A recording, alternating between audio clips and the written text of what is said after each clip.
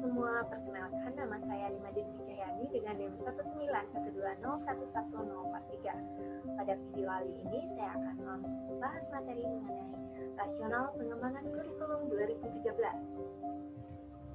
Adapun materi yang akan saya bahas yaitu yang pertama, rasional pengembangan kurikulum 2013, yang kedua tujuan kurikulum, yang ketiga kerangka dasar kurikulum 2013, yang keempat kurikulum, yang kelima implementasi dan evaluasi kurikulum. Baik, langsung saja pada materi yang pertama yaitu rasional pengembangan kurikulum 2013. Kurikulum merupakan salah satu unsur yang memberikan kontribusi yang signifikan untuk memberikan proses perkembangan potensi peserta didik.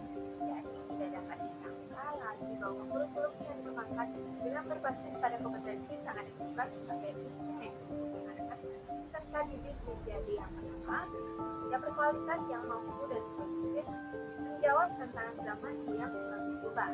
Yang kedua, manusia terdidik yang beriman dan bertakwa kepada Tuhan Yang Maha Esa, berakhlak mulia, sehat, berilmu, cakap, kreatif, dan mandiri. Yang ketiga, warga negara yang demokratis dan bertanggung jawab. Dan selanjutnya, rasional pengembangan kurikulum 2013. Pengembangan kurikulum 2013 perlu dilakukan karena adanya berbagai tantangan yang dihadapi, baik tantangan internal maupun tantangan eksternal. Tantangan internal terkait kondisi pendidikan dikaitkan dengan tuntutan pendidikan yang mengacu pada 8 standar nasional pendidikan. Kemudian tantangan eksternal berkaitan dengan tantangan di masa depan, kompetensi yang diperlukan di manusia, perkembangan pengetahuan dan teknologi, dan fenomena negatif. Selanjutnya, pendalaman dan penjelasan area. Perlunya kompetensi dasar yang sesuai dengan materi yang dibutuhkan dengan cara memindai materi yang tidak esensial dan relevan bagi peserta didik. Kemudian penguatan tata kelola kurikulum untuk menjamin ketercapaian kompetensi sesuai dengan yang telah ditetapkan untuk memudahkan pemantauan dan supervisi pelaksanaan mengajar. Kemudian penyempurnaan pola pikir. Pendidik yang sesuai dengan kebutuhan masa depan akan dapat terjadi apabila terjadi pergeseran dan perubahan pola pikir. Selanjutnya ada tujuan kurikulum. Tujuan pendidikan nasional sebagaimana telah dirumuskan dalam Undang-Undang Nomor 20 Tahun 2003 adalah untuk berkembangnya potensi peserta didik agar menjadi manusia yang beriman dan bertakwa kepada Tuhan Yang Maha Esa, berakhlak mulia, sehat, berilmu, cakap, kreatif, mandiri, dan menjadi warga negara yang demokratis serta bertanggung jawab. Secara singkatnya, undang-undang tersebut berharap pendidikan dapat membuat peserta didik menjadi kompeten dalam bidangnya, di mana kompeten tersebut sejalan dengan tujuan pendidikan nasional yang telah disampaikan di atas. Harus mencakup kompetensi dalam rangka sikap, pengetahuan, dan keterampilan sebagaimana dijelaskan dalam penjelasan pasal 35 undang-undang tersebut. Selanjutnya, bab 3 yaitu kerangka dasar kurikulum 2013. Kerangka dasar adalah pedoman yang digunakan untuk mengembangkan dokumen kurikulum, implementasi kurikulum, dan evaluasi kurikulum. Kerangka dasar juga digunakan sebagai pedoman untuk mengembangkan kurikulum tingkat nasional, daerah, dan KTSB. Selanjutnya, landasan kurikulum 2013. Kurikulum 2013 dikembangkan berdasarkan ketentuan yuridis yang mewajibkan adanya pengembangan kurikulum baru, landasan filosofi, dan landasan empirik. Landasan yuridis merupakan ketentuan hukum yang dijadikan dasar untuk pengembangan kurikulum dan yang mengharuskan adanya pengembangan kurikulum baru. Landasan filosofis adalah landasan yang mengarahkan kurikulum kepada manusia apa yang dihasilkan kurikulum. Landasan teoritik memberikan dasar-dasar teoretik pengembangan kurikulum sebagai dokumen dan proses. Kemudian landasan empirik memberikan arahan berdasarkan pelaksanaan kurikulum yang sedang berlaku di lapangan. Seperti 1. Landasan empiris, 2. Landasan filosofis, 3. Landasan empiris, dan yang keempat landasan teoretik. Selanjutnya karakteristik kurikulum 2013. Kurikulum 2013 adalah kurikulum berbasis kompetensi. Kurikulum berbasis kompetensi adalah outcome based kurikulum, dan oleh karena itu pengembangan kurikulum diarahkan pada pencapaian kompetensi yang dirumuskan dari SKL. Kompetensi untuk kurikulum 2013 dirancang sebagai berikut, yaitu yang pertama, isi atau konten kurikulum. Yang kedua, kompetensi inti atau KI. 3. Kompetensi dasar atau KD.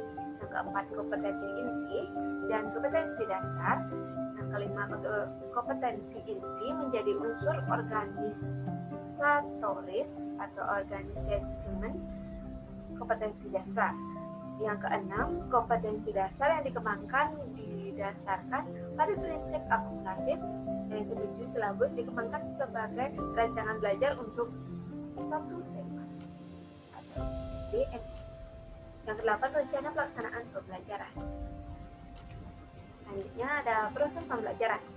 Proses pembelajaran kurikulum 2013 terdiri atas pembelajaran intrakurikuler dan pembelajaran ekstrakurikuler. Kemudian prinsip perkembangan kurikulum 2013. Pengembangan kurikulum didasarkan pada prinsip-prinsip berikut, yaitu yang pertama, kurikulum bukan hanya merupakan sekumpulan daftar mata pelajaran. Yang kedua, kurikulum didasarkan pada standar kompetensi lulusan yang ditetapkan untuk satu satuan pendidikan. Yang ketiga, kurikulum didasarkan pada model kurikulum berbasis kompetensi. Yang keempat, kurikulum didasarkan atas prinsip bahwa setiap sikap. Yang kelima, kurikulum dikembangkan dengan memberikan kesempatan kepada peserta didik. Yang keenam, kurikulum berpusat pada potensi, perkembangan, kebutuhan, dan kepentingan. Yang ketujuh, kurikulum harus tanggap terhadap perkembangan ilmu pengetahuan, budaya, teknologi, dan seni.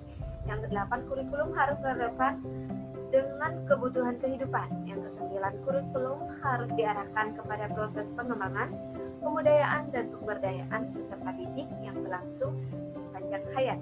Yang ke-10, kurikulum didasarkan kepada kepentingan nasional dan kepentingan daerah.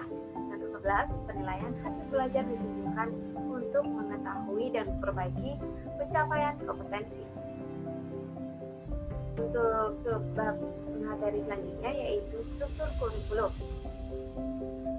Struktur kurikulum menggambarkan konseptualisasi konten kurikulum dalam bentuk mata pelajaran, posisi konten atau mata pelajaran dalam kurikulum, distribusi konten atau mata pelajaran dalam semester atau tahun, beban belajar untuk mata pelajaran, dan beban belajar per minggu untuk setiap siswa. Selanjutnya, struktur kurikulum SD atau MI. Beban belajar dinyatakan dalam jam belajar setiap minggu untuk masa belajar selama satu semester. Beban belajar di SD atau MI kelas 1, 2, dan 3 masing-masing 30, 32, 34, sedangkan untuk kelas 4, 5, dan 6 masing-masing 36 jam setiap minggu. Jam belajar SD atau MI adalah 35 menit. Selanjutnya, struktur kurikulum SMP atau MTS. Dalam struktur kurikulum SMP atau MTS, ada penambahan jam belajar per minggu dari semula 32 menjadi 38 dan 38 untuk masing-masing kelas 7, 8, dan 9. Sedangkan lama belajar untuk setiap jam belajar SD, SMP, atau MTS tetap yaitu 40 menit. Selanjutnya, struktur kurikulum pendidikan menengah. Kelompok mata pelajaran peminatan SMK atau MAK masing-masing 24 jam per kelas. Kelompok mata pelajaran peminatan SMA atau MA bersifat akademik, sedangkan untuk SMK atau MAK bersifat vokalisional. Mata pelajaran wajib sebanyak 9, mata pelajaran dengan beban belajar 24 jam per minggu. Kelompok mata pelajaran peminatan SMA atau MA terdiri atas 18 jam per minggu untuk kelas 10 dan 20 jam per minggu untuk kelas 11 dan 12. Struktur ini menempatkan prinsip bahwa peserta didik adalah subjek dalam pembelajaran dan mereka memiliki hak untuk memenuhi sesuai dengan peminatnya. Selanjutnya, implementasi dan evaluasi kurikulum. Implementasi dapat dibagi menjadi 3 bagian, yaitu pengembangan kurikulum 2013 pada satuan pendidikan, yang kedua manajemen implementasi, yang ketiga strategi implementasi kurikulum. Evaluasi kurikulum. Evaluasi kurikulum dilaksanakan selama masa pengembangan ide atau deliberation process, pengembangan desain dan dokumen kurikulum, dan selama masa implementasi kurikulum. Evaluasi dalam deliberation process menghasilkan penyempurnaan dalam kompetensi. Inti yang dijadikan organizational dalam meningkatkan kompetensi dasar mata pelajaran. Baik, itu saja pemaparan materi dari saya. Saya ucapkan terima kasih.